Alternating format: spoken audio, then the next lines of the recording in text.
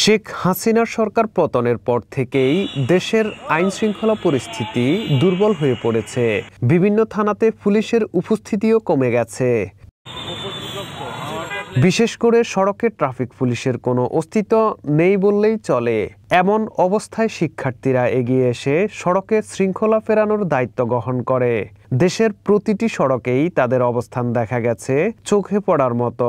শিক্ষার্থীদের ট্রাফিক নিয়ন্ত্রণে যোগ দিয়েছেন বরেণ্য অভিনেতা ও নিরাপদ সড়ক সাই সংগঠনের প্রতিষ্ঠাতা চিত্রনায়ক ইলিয়াস কাঞ্চন। রাজধানীর ফলটন, কাকরাইল ও শাহবাগ এলাকায় শিক্ষার্থীদের সঙ্গে যোগ দিয়ে সড়কের বিভিন্ন দায়িত্ব পালন করতে দেখা গেছে তাকে।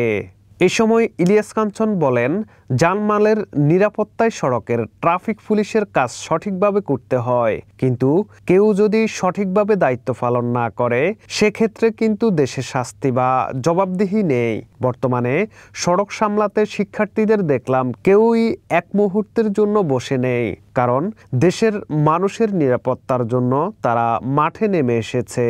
তারা তাদের কাজটাকে ভালোবেসেছে।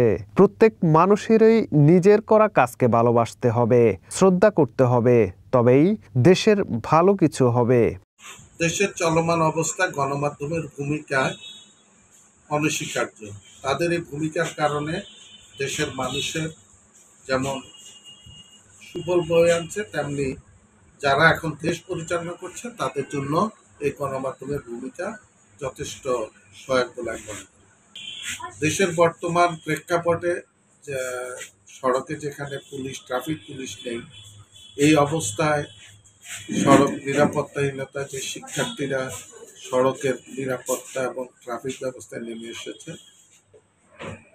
এই তাদের পাশে নিরাপদ সড়ক চায় তার ৩১ বছরের অভিজ্ঞতায় গত কয়েকদিন টানা এই কর্মসূচি পরিচালনা করছে। শুধু কর্মসূচি পরিচালনা নয়, নিরাপদ সড়ক চায় তাদের সঙ্গে কাজ করতে গিয়ে অনুধাবন করেছে যে তাদের নিরাপত্তার জন্য রিফ্লেক্টিভ জ্যাকেট খুবই প্রয়োজন, যেটা গত পরশুদিন থেকে নিরাপদ সড়ক চায়ের পক্ষ থেকে রাজধানীর বিভিন্ন পয়েন্টে বিতরণ করা হয়েছে এবং সেটা চলমান রয়েছে।